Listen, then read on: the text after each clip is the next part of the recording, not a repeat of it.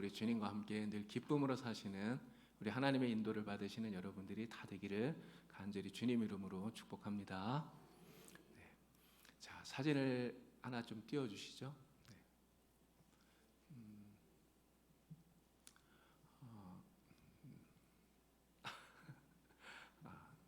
안 되나요? 네. 제가 지금 보여드리려고 했던 사진이 어떤 거냐면 그 아기처럼 보여지는 나이가 많은 한 여성의 사진입니다. 제가 이제 인터넷에 이렇게 찾아봤는데요.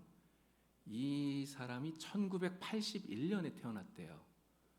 1981년에 태어났으면 우리나라 나이로 40살 아닙니까? 그런데 태어나면서부터 성장이 멈춘 거예요. 그래서 태어나면서부터 이 성장이 멈춘 희귀병에 걸린 브라질 사람입니다. 마리아 두 나시멘트라고 하는 이름을 가진 한 여성인데, 근데 성장이 멈췄기 때문에 그냥 겉모습이 1살, 2살 그냥 이렇게 아기의 모습인 거예요. 아기처럼 그렇게 보여집니다. 그래서 아기처럼 잘 걷지도 못하고 또 말도 잘 못해요. 그러니까 그냥 이렇게 아기를 돌보듯이 그렇게 이렇게 돌봄을 계속 받아야 되는 그러한 병에 걸린 것이죠. 정말 이 부모가 이 자녀를 보면서 얼마나 근심할까, 걱정할까 이런 생각이 들더라고요. 아이가 태어나게 되면 아프지 않고 건강하게 잘 자라는 것만큼 부모에게 큰 기쁨이 없습니다. 아이들이 어린 아이가 부모에게 효도하는 게 뭘까요? 안 아픈 게 효도하는 거예요. 그렇지 않습니까? 안 아픈 거, 아프지 않고 잘 자라는 거. 지금 화면에 뜬 저 사진입니다. 이게 봐도 그냥 아기처럼 보이죠? 근데 아기가 아니고 올해 우리 나이로 40살이라고 그럽니다. 40살. 정말 얼마나 안타깝습니까? 우리 신앙도 마찬가지인 것 같아요. 예수님을 믿고 신앙을 갖게 되면 하나님의 자녀로 새롭게 태어난 것이죠. 하나님의 자녀로 새롭게 태어났으면 처음에는 아기처럼 정말 연약한 그러한 모습을 가지고 있습니다. 그렇지만 시간이 지나면 어떻게 되죠? 자라야 되잖아요. 점점 자라고 성장해야 그래야 된다는 것이죠. 그런데 만약에 우리의 신앙이 10년이 지나고 20년이 지나고 30년이 지나고 정말 시간이 지나는데도 불구하고 그 믿음이 자라지 않고 여전히 이렇게 어린아이처럼 그렇게만 남아있다면 우리의 영적인 부모님인 우리 아버지이신 하나님께서 보실 때 얼마나 마음이 아플까 그런 생각을 해보게 되는 것입니다. 자, 성경을 보면요, 시간이 지나도 열매를 맺지 못하는 무화과나무 이야기가 나옵니다. 예수님께서는 이 이야기를 통해서 예수 믿는 사람들은 반드시 열매를 맺어야 된다 하는 것을 우리에게 말씀하고 계셔요. 한 농부가 포도원에 무화과나무를 심었습니다. 해마다 거름을 잘 주고 또 잘 돌보아 주었어요. 그리고 열매를 구했는데 문제는 이 나무가 열매를 맺지 못했다는 거예요. 3년이 지나도록 이 나무가 열매를 맺지 못하니까 농부가 어떻게 합니까? 과원직에게 이렇게 얘기했어요. 열매를 맺지 못하고 땅만 버리는 이 나무 그냥 베어버려라 이렇게 이야기를 합니다. 자, 농부가 이 무화과 나무를 심은 이유가 있어요. 왜 심었죠? 왜 이 무화과 나무를 심었습니까? 열매를 얻으려고 심은 거예요. 그 나무 어떤 예쁜 모습 이런 걸 보려고 심은 게 아니에요. 열매를 얻으려고 심은 거예요. 목적은 열매에 있습니다. 열매를 원했기 때문에 나무를 심고 거름도 주고 잘 돌보고 했던 거예요. 그런데 기대했던 열매가 없으니까 주인인 농부가 화가 나서 열매를 맺지 못하고 땅만 버리는 이 무화과 나무를 베어버리라고 그렇게 말을 했던 것입니다. 이 비유 가운데 농부는 누구를 말합니까? 바로 하나님을 말씀하는 거예요. 이 무화과 나무는 누구를 말하는 걸까요? 바로 우리들을 말하는 겁니다. 예수 믿는 그리스도인들, 신앙인들을 말하는 것이죠. 바로 농부에 의해서 포도원에 심겨진 무화과 나무처럼 하나님에 의해서 구원받은 하나님의 백성들, 하나님의 사람들을 말하고 있는 것입니다. 그리고 포도원에 이 무화과 나무를 심고 그 농부가 무화과 나무에서 열매를 구했던 것처럼 하나님께서는 우리를 하나님 나라의 백성으로 삼고 그리고 우리가 그에 합당한 열매를 맺기를, 신앙의 열매를 맺기를 바라고 원하고 계신다 하는 것을 이 비유를 통해 말씀하고 있는 겁니다. 근데 여기에서 우리가 한 가지 기억해야 될 것은 무화과 나무처럼 열매를 맺지 못하면 그러면 주인의 진노를 피할 길이 없다고 하는 것이죠. 자, 그런데요, 이 무화과 나무를 포도원에 심은 농부는요, 심어 놓고 나서 바로 열매를 달라고 그렇게 말한 게 아니에요. 바로 열매를 달라고 한 것이 아니라 3년을 기다려 줍니다. 무화과 나무가 자라서 열매를 맺을 때까지 기다려 주었다는 이야기예요. 자, 우리 그리스도인도 마찬가지 아닙니까? 예수를 믿고 그리스도인이 되었어요. 신앙인이 되었어요. 우리 교회에 또 이렇게 새 가족들이 오시지 않습니까? 물론 이렇게 다른 교회에서 신앙생활 하시던 분들도 계시지만 처음 예수를 믿게 되신 그런 분들이 있어요. 근데 이렇게 처음 예수를 믿는 분들은 예수를 믿고 그리스도인이 되자마자 어떤 신앙인으로서의 이런 열매들을 맺기가 사실 굉장히 어렵습니다. 그래서 우리 하나님께서 그들이 신앙의 열매를 맺을 수 있도록 그들의 삶을 지켜주시고 돌봐주시고 그리고 합당한 열매를 맺을 때까지 기다려 주신다라고 하는 거죠. 자, 그러면 하나님께서 얼마나 오랫동안 열매 맺을 것을 기대하면서 기다리고 계시느냐 하는 건데요. 하나님이 얼마 동안 기다려 주실까요? 몇 년 정도 기다릴까요? 사실 우리 하나님의 그 인내와 기다림은 정말 굉장히 오랜 것입니다. 하나님께서는요, 굉장히 오래 우리에게 참아주시고 관용해 주시고 열매를 맺을 때까지 기다려 주시는 분이라고 하는 거예요. 만약에 하나님께서 우리에게 이렇게 오랫동안 참아주시지 않으면 하나님의 심판에서 벗어날 수 있는 사람이 아무도 없기 때문에 그렇습니다. 그런데 우리가 한 가지 여기서 또 기억해야 될 것 무엇이냐? 하나님께서 우리에게 오래 참고 기다려 주시지만 그것이 영원히 참아주시는 것은 아니다라는 것이죠. 반드시 하나님의 인내의 끝이 온다고 하는 겁니다. 기다리시지만 하나님께서 이제 그만 이렇게 말할 때가 온다고 하는 거예요. 자, 오늘 이 비유 가운데 보면요, 농부가 3년을 기다렸다고 이렇게 말을 합니다. 3년을 기다렸대요. 이 3년이라고 말하는 것은요, 하나님께서 우리에게 인내해 주시는 기간이 3년이다 이런 말은 아닙니다. 이게 3년만 기다려준다는 이야기가 아니라 3년이라고 말한 것은 하나님이 참고 기다리는데 기한이 있다는 것을 우리에게 보여주는 거예요. 자, 하나님의 인내의 끝이 있다는 것을 유념하라는 것인데 하나님의 인내의 끝에 도달하게 되면 어떤 일이 벌어질까요?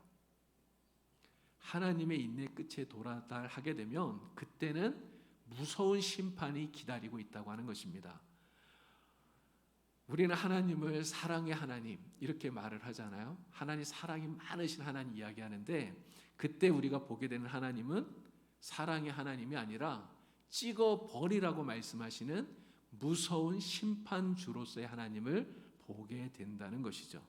그러나 그때 정말 우리가 만약에 열매를 맺지 못해서 주님께서 야 찍어버려라 이렇게 말씀하시는 그때가 되더라도 그래도 그때 우리를 향해서 우리를 위해서 탄원해 주시는 분이 계셔요. 자, 그 비유 가운데 보면요, 주인이 야 그만 찍어버려라 왜 땅만 버리는데 그냥 내버려 두느냐 이야기하는데 과원지기가 이렇게 이야기합니다.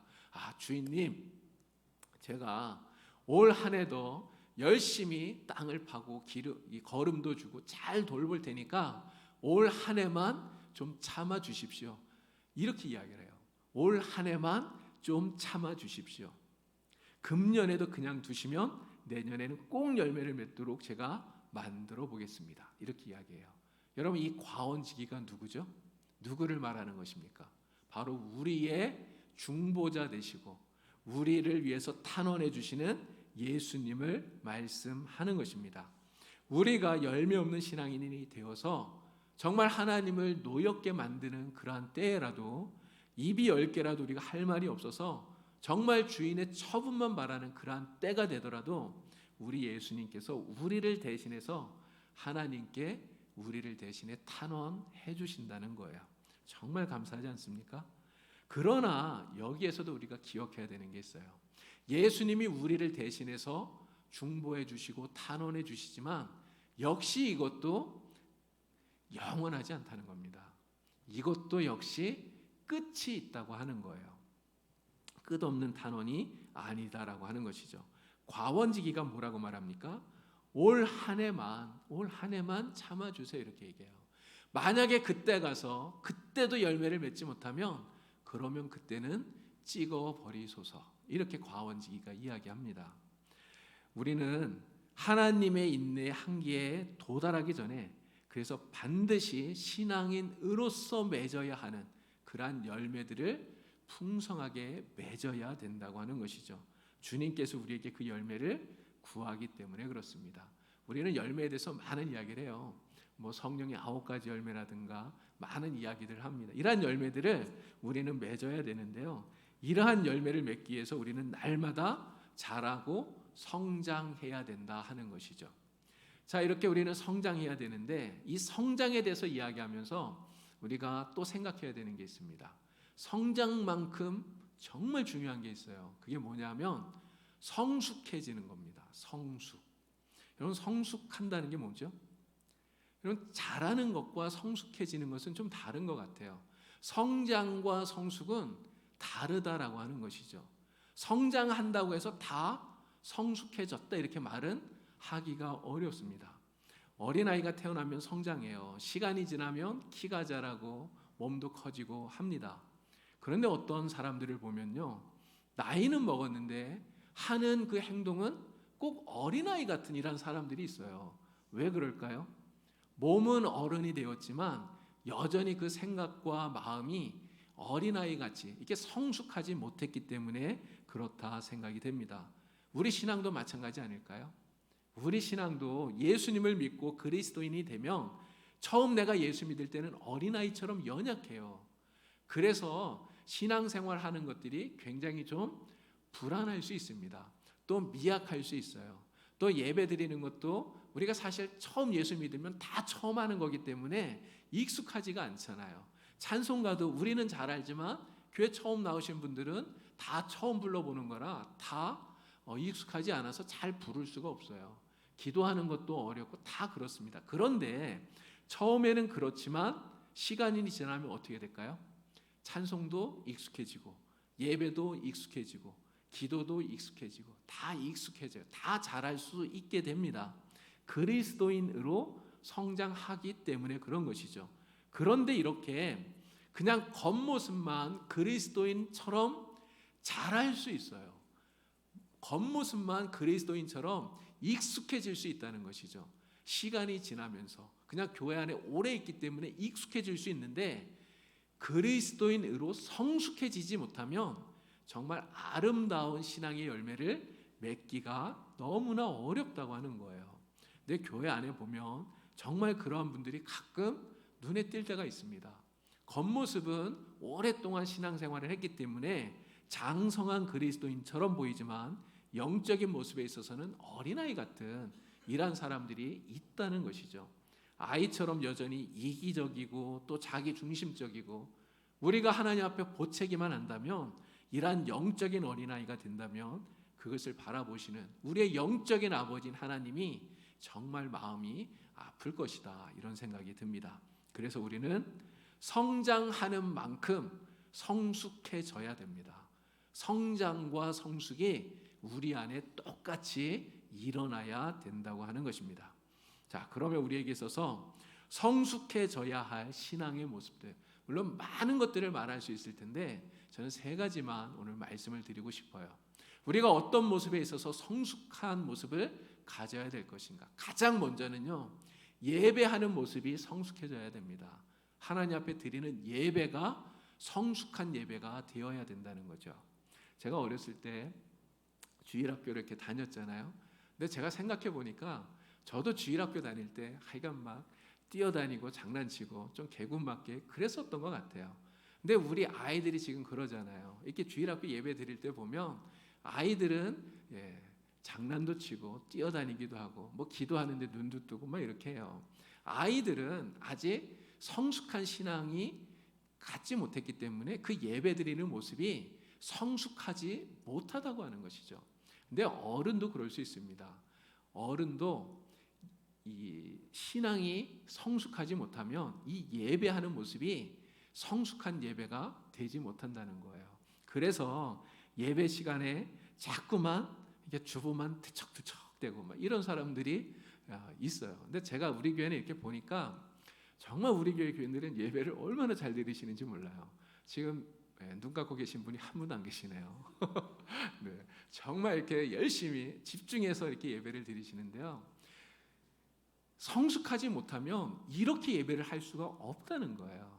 자꾸만 설교가 한 귀로 들어가면 그냥 한 귀로 다 흘러가 버려요. 무슨 이야기를 들었는지 기억도 못하고 예배 끝나고 나가면서 오늘 목사님 설교 제목이 뭐였을까 이렇게 물어보면 생각도 안 나는 이러한 분들이 있다는 것이죠.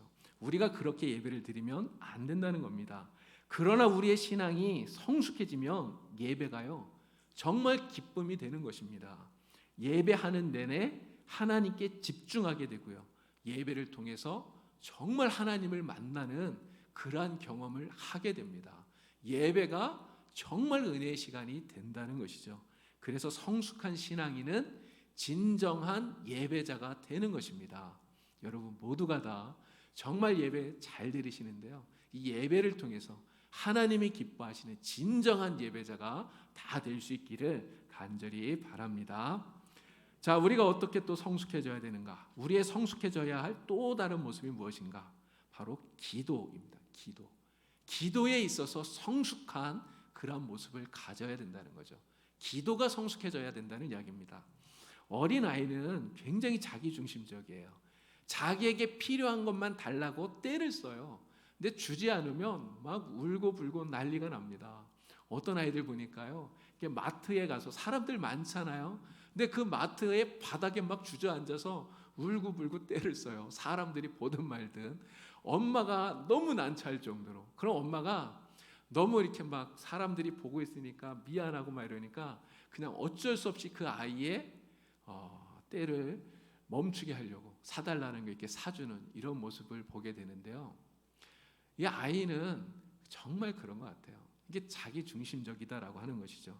근데 우리의 신앙이 성숙하지 못하면 하나님 앞에 기도할 때 우리가 그렇게 기도한다고 하는 겁니다. 늘 하나님 앞에 나의 필요한 것, 내가 원하는 것, 자꾸만 나의 유익만을 구하는 그러한 기도에 머무르게 된다고 하는 거예요. 그러나 성숙한 신앙인의 기도는 다릅니다. 그렇지 않아요. 성숙한 신앙인의 기도는 바로 내게 필요한 것을 달라고 하는 그 차원을 넘어서는 거예요. 물론 내게 필요한 거 달라고 해야 됩니다. 그러나 그것을 넘어서서 기도를 통해서 하나님의 뜻을 구하게 돼요. 기도를 통해서 하나님의 음성을 듣게 됩니다. 성숙한 신앙인은 내 생각과 내 요구를 관철시키기 위해서 기도하는 것이 아니라 하나님의 뜻을 찾고 구하고 그리고 그것을 실현하기 위해서 기도한다고 하는 것입니다. 우리 모두가 다 성숙한 신앙인이 되셔서 정말 기도로서 하나님의 뜻을 구하며 이루어갈 수 있는 정말 성숙한 우리 봉산교회 성도들이 다 될 수 있기를 바랍니다. 자, 그 다음 세 번째입니다. 바로 우리의 언행심사가 성숙해져야 된다는 거예요. 언행심사. 우리의 말과 행동과 우리의 마음속으로 생각하는 모든 것들이 성숙해져야 된다는 것이죠. 여러분, 어린아이는 말과 행동이 사실 제멋대로예요. 어린아이들이 누구를 좀 이렇게 생각해서 말을 하나요? 어린아이들은 잘 그러지 않더라고요. 그냥 생각나는 대로 막 말을 하잖아요. 그러니까 어린아이들은 사려가 깊지를 못합니다. 근데 성숙하지 못한 신앙인도 똑같은 것 같아요. 말과 행동이 어린아이 같이 사려 깊게 말하거나 행동하지를 못한다는 거죠. 예전에 기도원에 있는 어떤 부흥 강사님들 이렇게 보면요, 말을 좀 막 하는 그런 분들이 계셨어요. 반말은 아무것도 아니고 이렇게 막 설교하면서도 막 욕을 섞어서 하시는 분들이 있었습니다. 그런데 그때는 막 그렇게 설교를 해도 정말 이렇게 가득 차가지고 아멘 아멘 하면서 은혜를 받았던 그런 시절이 있었어요. 근데 저는 사실 그런 생각이 들더라고요. 왜 그분들이 설교단에서 하나님 말씀을 전하는데 왜 옛날 정말 그 예전의 나쁜 언어 습관을 버리지 못할까? 이게 사실 굉장히 좀 의구스러웠습니다. 우리의 신앙이 성숙해지면요, 우리의 말이 달라져요. 우리의 행동이 달라집니다. 우리의 마음에 생각하는 것도 달라져요. 성숙한 신앙인이 되면 정말 말 한마디 행동 하나라도 우리가 함부로 하지 않고 다른 사람들에게 덕을 끼치려고 정말 그리스도인답게 살려고 노력하게 된다고 하는 것입니다. 성숙한 신앙인은 그래서 우리의 말과 행동으로 밖에 나가서 사람들에게 주님을 보여줄 수 있는 그리스도의 향기를 풍겨낼 수 있는 그러한 사람이 다 되는 것입니다. 오늘 우리 봉산교회 모든 성도들이 바로 이러한 성숙한 신앙생활을 하는 성숙한 신앙인이 되어서 언행심사가 정말 주님을 닮아갈 수 있기를 우리 주님 이름으로 간절히 축원을 드립니다. 자, 이제 한 가지만 더 말씀을 드리겠습니다. 우리 한 가지 더 생각해 보아야 될 것이 있는데요. 우리의 이러한 신앙의 성장과 성숙이 과연 언제까지 계속되어야 되느냐 하는 것입니다. 사람은 육체적인 성장이 때가 되면 멈춰요. 아이일 때는 잘 자라잖아요. 이렇게 부쩍부쩍 큽니다. 정말 아이일 때 빨리빨리 커요. 그런데 이렇게 잘 자라던 아이들도 때가 되면 키가 멈춥니다. 성장판이 닫혀요. 더 이상 자라지 않습니다. 자, 우리 신앙인의 성장은 과연 이렇게 성장판이 닫히는 것처럼 우리의 신앙의 성장과 성숙도 멈추는 때가 있을까요? 없을까요? 있을까요? 없을까요? 있습니다. 멈춰요. 우리의 신앙과 성장도 어느 때가 되면 멈추게 된다는 거예요. 과연 언제 우리의 신앙의 성장과 성숙이 멈추게 될까요? 그 멈추게 되는 때가 언제냐? 바로 주님과 똑같아지는 때입니다. 우리가 주님보다 더 성장할 수는 없잖아요. 우리의 신앙의 성장과 성숙의 목표가 뭡니까? 예수님을 닮는 거잖아요. 주님을 닮는 것이지 않습니까? 주님과 똑같아지면, 닮아지면 더 이상 신앙의 성장과 성숙은 일어나지 않아요. 그게 끝입니다. 거기까지예요. 그러나 너무나 애석하게도 우리가 이 세상에서, 이 땅에서 사는 동안 이 목표에 다다른 사람이 있을까요?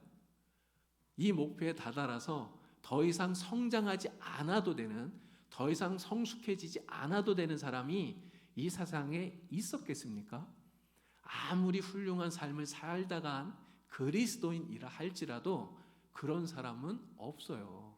어떤 사람도 이 땅에서 주님과 똑같아진 사람은 없다는 거죠. 바울, 베드로, 이러한 성경의 위대한 인물들도 다 마찬가지입니다. 이 이야기를 지금 드리고 있는 저도 마찬가지죠. 우리가 어떻게 주님과 똑같아질 수가 있겠습니까? 이 땅에서 사는 동안은 그것이 불가능한 것이죠. 결국 이 말은 무슨 말일까요? 우리가 이 땅을 떠나서 하나님 나라에 가는 그 날까지 이 세상을 사는 동안에는 계속해서 성장해야 된다는 이야기예요. 우리가 주님 나라 가는 그날까지는 계속해서 성숙해져야 된다고 하는 것입니다.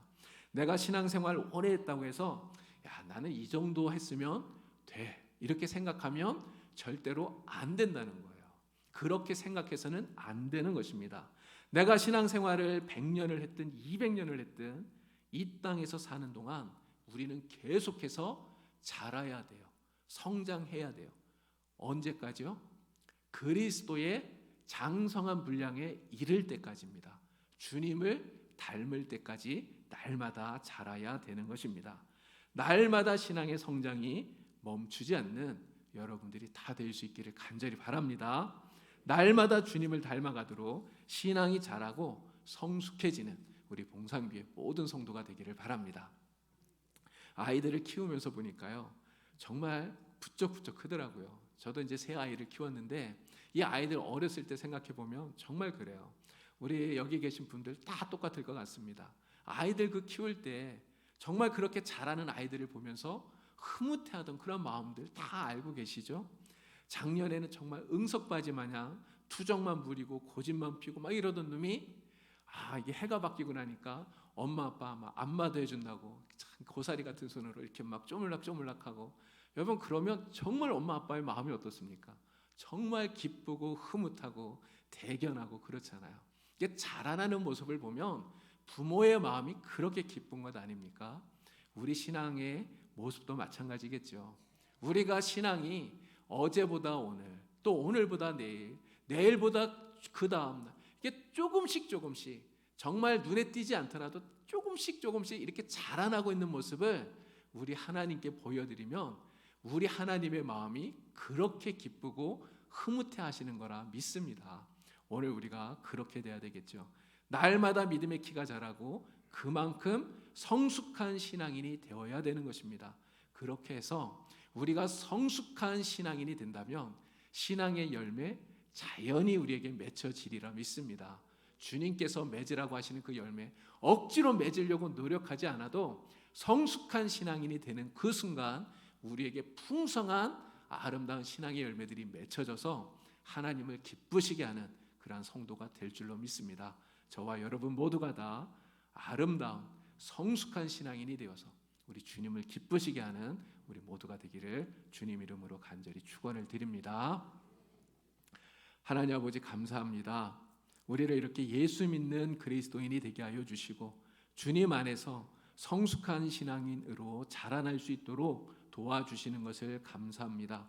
하나님, 우리의 믿음이 날마다 주님 나라 가는 그날까지 자랄 수 있게 하여 주시고, 또 우리가 겉모습만 자라는 것이 아니라 우리의 신앙의 모습도, 우리의 내적인 모습도 성숙해지게 하여 주셔서 하나님이 기뻐하시는 아름다운 신앙의 열매들을 풍성하게 맺을 수 있도록 도와주시옵소서. 하나님, 특별히 우리 봉산교회에 등록하는 새가족들을 주님께서 기억하여 주시기를 간절히 원합니다. 기존에 다른 교회 다니시다가 또 우리 교회에 이렇게 등록하신 분도 계시고 또 처음 신앙생활을 하시는 그러한 분들도 있습니다. 하나님, 저들 한 분 한 분을 주님께서 붙들어 주시고 또 기억하여 주시고 저들의 믿음이 더욱더 자랄 수 있도록 도와주셔서 하나님이 기뻐하는 신앙인이 되게 하시고 또 아름다운 열매를 맺는 신앙인이 되게 하여 주셔서 하나님께 영광을 돌릴 수 있도록 주님 도와주시옵소서. 하나님, 특별히 우리 새가족들을 위해서 수고하고 있는 새가족부의 부원들이 있습니다. 하나님, 함께하여 주시고 또 주님께서 능력을 주시고 기쁜 마음으로 잘 감당하게 하시고 또 부모와 같은 그런 마음으로 잘 도울 수 있도록 주님께서 도와주시옵소서. 성령께서 우리 교회에 은혜 베풀어 주시기를 간절히 원하오며 예수님의 이름으로 기도드리옵나이다. 아멘.